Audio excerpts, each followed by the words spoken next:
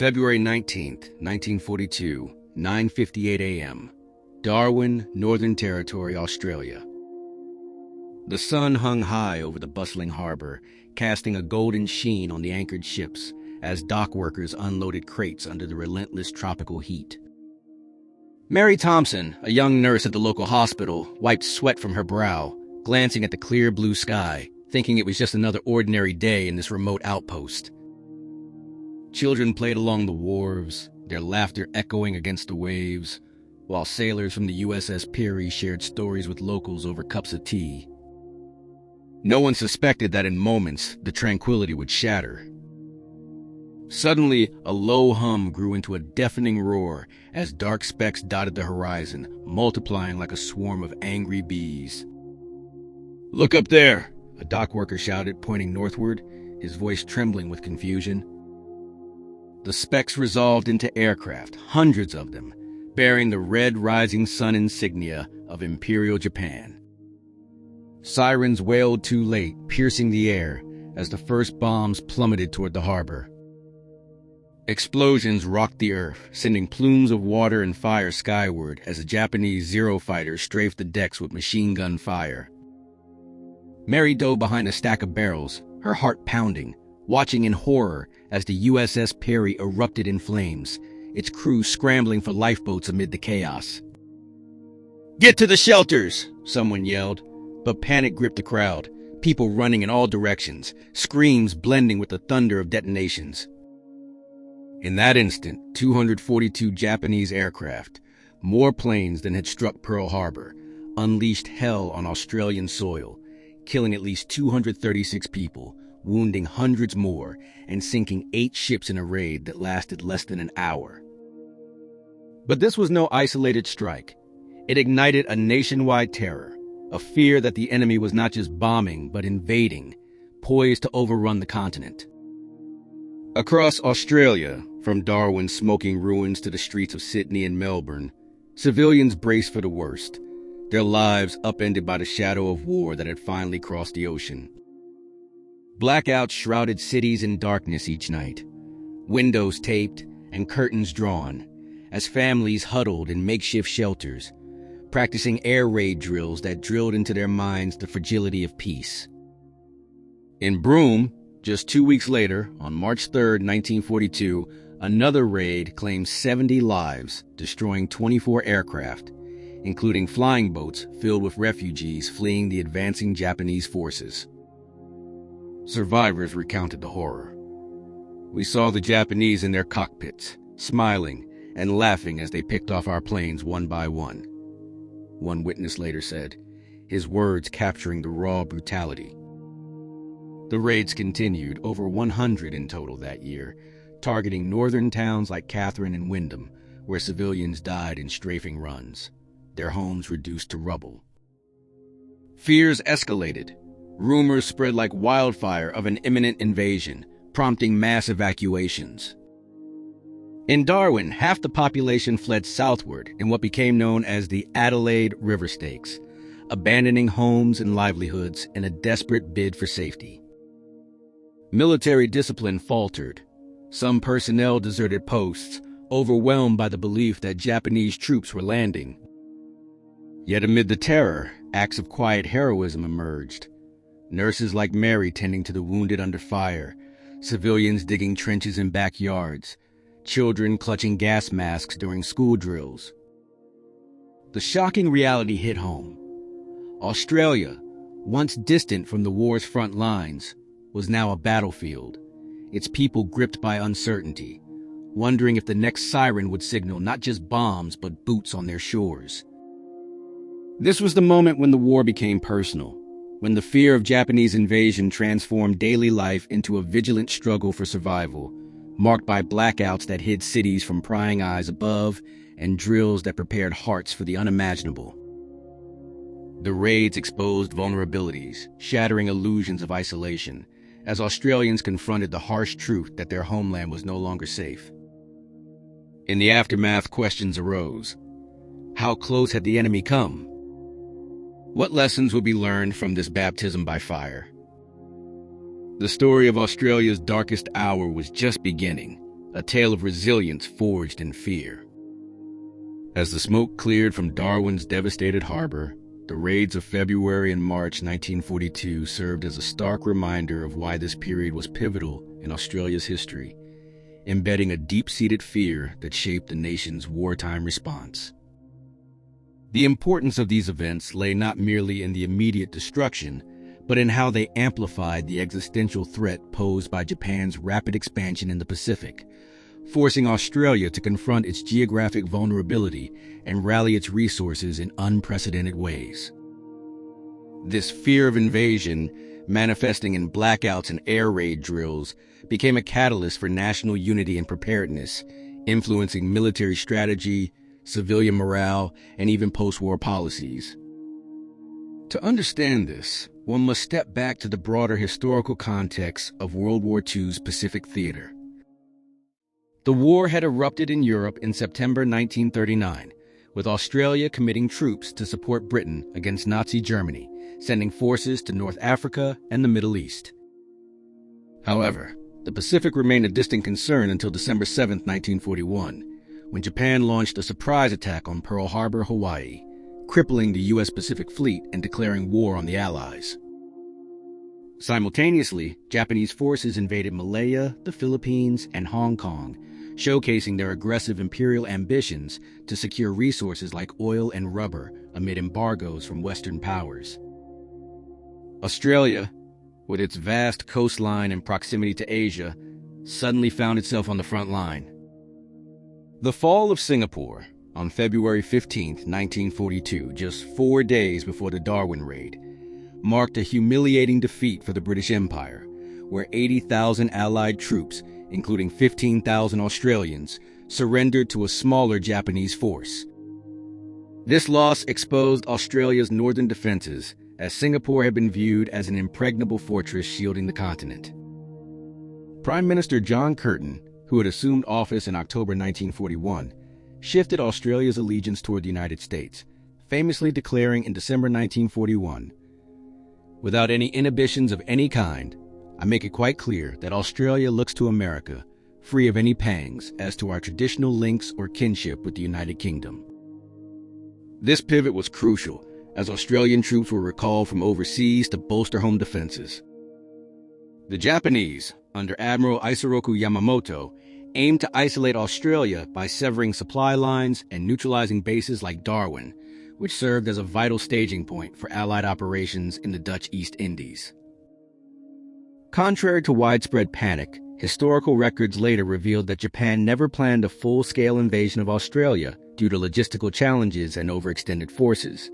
Instead, the raids were intended to disrupt Allied counteroffensives and demoralize the population. Yet at the time, intelligence reports and the speed of Japanese advances fueled invasion fears. By early 1942, Japan had conquered much of Southeast Asia, including the Netherlands East Indies, and established bases in New Guinea and the Solomon Islands, positioning them alarmingly close to Australian shores. In response, Australian authorities implemented rigorous civil defense measures. Blackouts were enforced nationwide, starting in December 1941, but intensifying after Darwin, where cities dimmed lights to avoid becoming targets for nocturnal bombers. In Melbourne, for instance, street lights were hooded, car headlights masked, and residents fined for any visible glow. Air raid drills became routine. Schools, workplaces, and communities practiced evacuations, with children learning to dive into slit trenches during simulated attacks. Backyard shelters proliferated, often crude dugouts reinforced with sandbags, while public ones were constructed in parks and under buildings. Gas mask distribution and anti-gas training added to the atmosphere of dread, as fears of chemical warfare loomed. The government mobilized the Volunteer Defense Corps, enlisting older men for home guard duties, and introduced manpower directives to channel labor into essential industries. Coastal areas saw barbed wire entanglements on beaches, anti-aircraft batteries installed, and coast watchers stationed to monitor for enemy ships. In Tasmania, even streets were dug up for shelters, reflecting how the threat permeated the entire nation. These preparations were not in vain. Over 100 air raids targeted northern Australia through 1943, though none reached the scale of Darwin's. The events underscored Australia's isolation and spurred alliances, particularly with the U.S., leading to battles like the Coral Sea in May 1942, which halted Japanese southward momentum.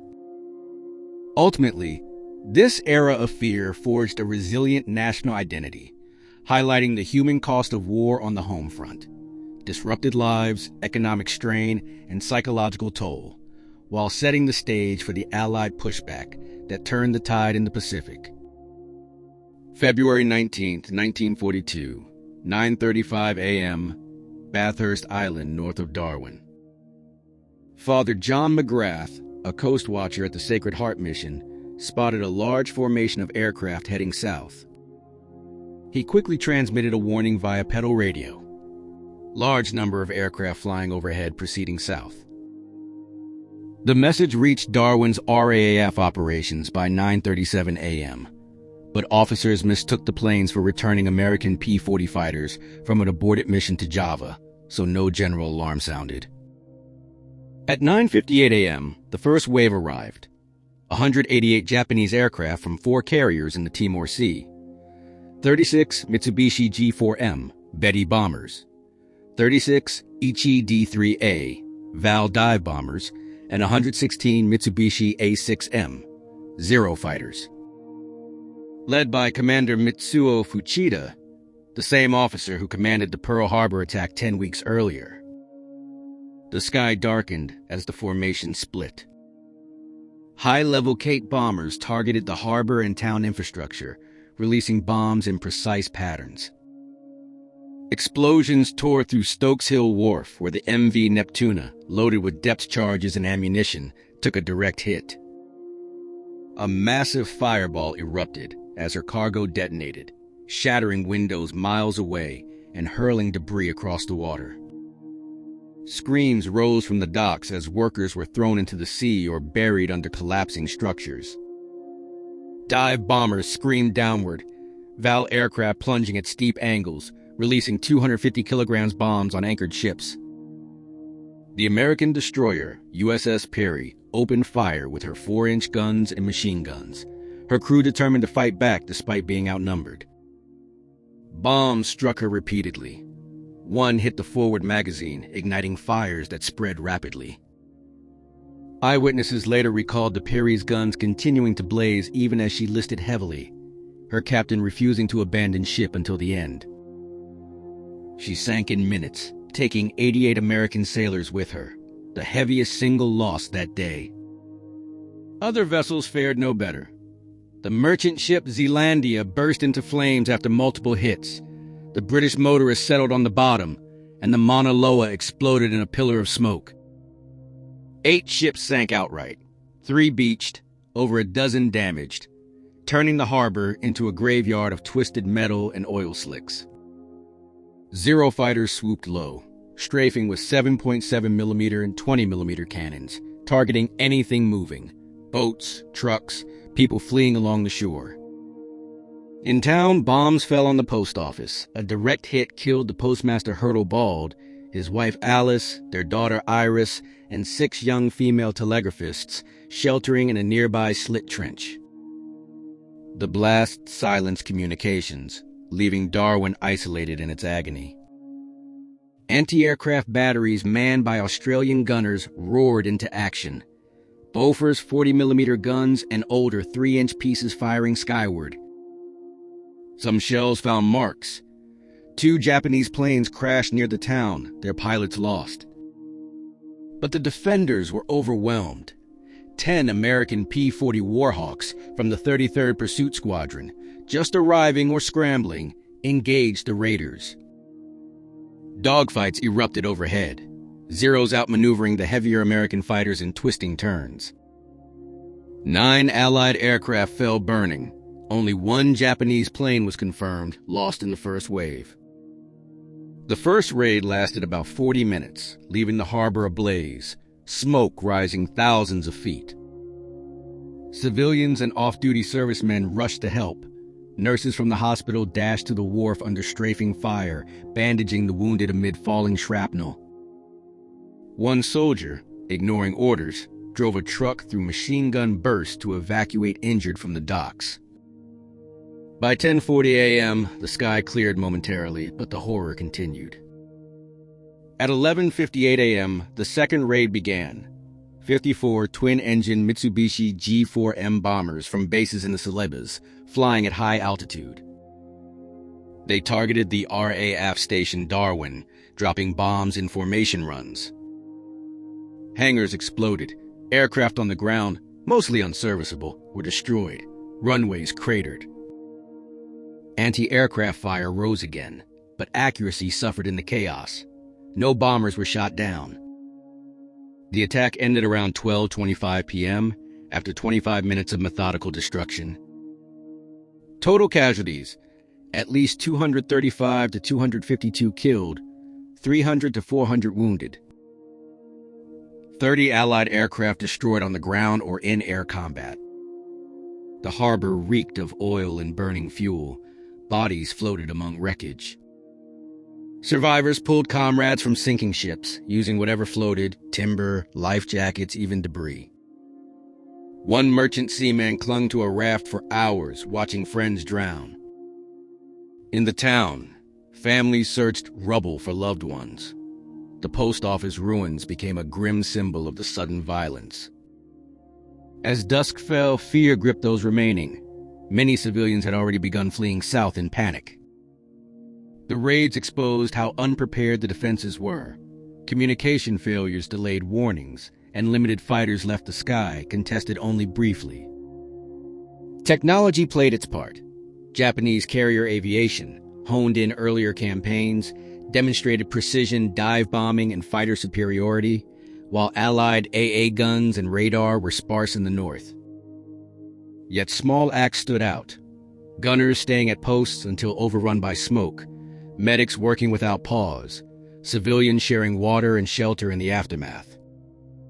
The day ended in exhaustion and shock, the smoke still rising as night approached. But this was only the beginning. Fears of follow-up invasions spread rapidly. In the weeks following February 19th, the terror intensified as Japanese forces pressed southward. On March 3, 1942, Broome faced its own raid. 0 fighters strafed flying boats evacuating refugees from the Dutch East Indies. 70 died, including women and children. 4 aircraft destroyed on the water or ground. Witnesses described pilots circling low, machine guns chattering relentlessly.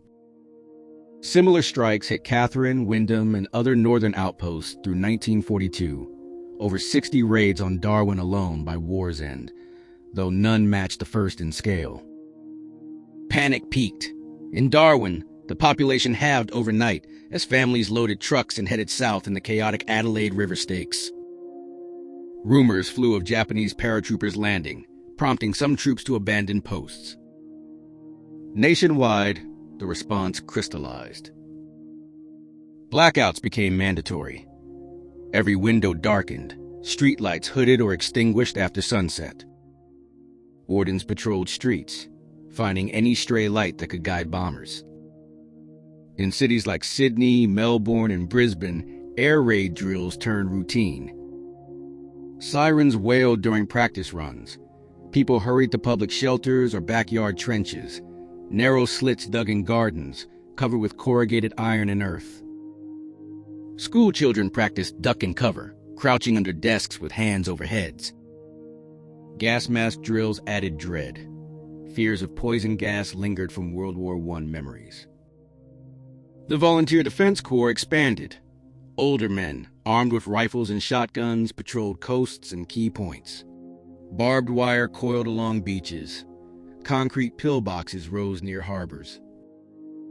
Coast watchers on remote islands and shores scanned horizons with binoculars, ready to radio sightings. The government shifted strategy. Prime Minister Curtin recalled troops from the Middle East, bolstering home defenses. Alliance with America deepened. U.S. forces arrived in numbers, bringing fighters, bombers, and supplies. The Battle of the Coral Sea in May 1942 marked a turning point. Allied naval and air power halted Japan's advance toward Port Moresby, easing direct pressure on Australia. Subsequent battles at Milne Bay and along the Kokoda Track pushed Japanese forces back. By late 1942, raids diminished as Japanese resources stretched thin across the Pacific. Darwin's scars remained, rebuilt slowly, with reinforced shelters and improved radar. The fear that gripped the nation forged changes. Civil defense organizations strengthened, public awareness heightened, and a sense of shared vulnerability emerged. No full invasion came. Intelligence later confirmed Japan lacked the logistics for occupation, focusing instead on isolation. Yet the experience left lasting lessons. Geographic isolation offered no true safety. Alliances mattered. Preparedness saved lives. In Darwin, memorials now stand where bombs fell, names of the lost etched in stone. The raids, though devastating, did not break the spirit. They steeled it for the long fight ahead. Resilience grew from the ashes as Australians adapted, endured, and contributed to the eventual Allied victory in the Pacific. The blackouts faded, drills ceased, but the memory endured, a reminder of how close danger came and how ordinary people faced it. In the quiet years that followed the last air raid siren, the scars of 1942 slowly faded from the Australian landscape. Rebuilt wharves once again bustled with ships, runways at Darwin's airfield carried new aircraft, and the trenches and backyards filled with earth and time. Yet for those who lived through it, the children who practiced hiding under desks, the mothers who taped windows against blackout rules, the men who stood watch on lonely coasts, the memories remained sharp. They recalled nights when every distant engine hum brought hearts to throats, wondering if the next sound would be bombs or silence. The fear of invasion, though never realized, had reshaped daily life in profound ways. Families learned to live with uncertainty. Communities discovered strength in shared drills and mutual aid, and a generation grew up understanding that peace could vanish in moments. The blackouts and air raid practices, born of genuine dread, became symbols of preparedness rather than panic. They taught that vigilance, even when the threat seemed distant, could mean survival. Historians later noted that the Japanese raids, while causing real loss and trauma, failed in their deeper aim. They did not break civilian resolve, nor did they halt the Allied buildup. Instead, the experience accelerated changes. Stronger civil defense systems, closer ties with American forces, and a national awareness that isolation offered no permanent shield. In Darwin today, a small memorial stands near the water's edge, listing the names of those lost on February 19th and in the raids that followed. Visitors pause there, reading inscriptions that speak not of glory, but of ordinary lives, interrupted by extraordinary violence. A nurse who bandaged wounds amid falling debris, a child who clutched a gas mask during school drills, a coast watcher whose warning arrived just too late. These stories linger in the quiet plaques.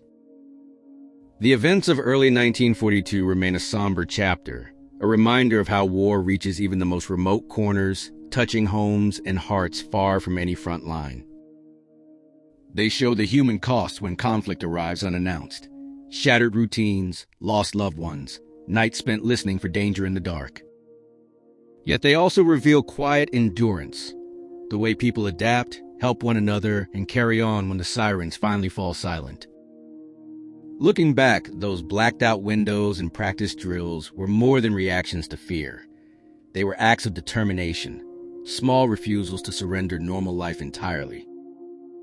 The war moved on, battles shifted to distant islands, and eventually, peace returned.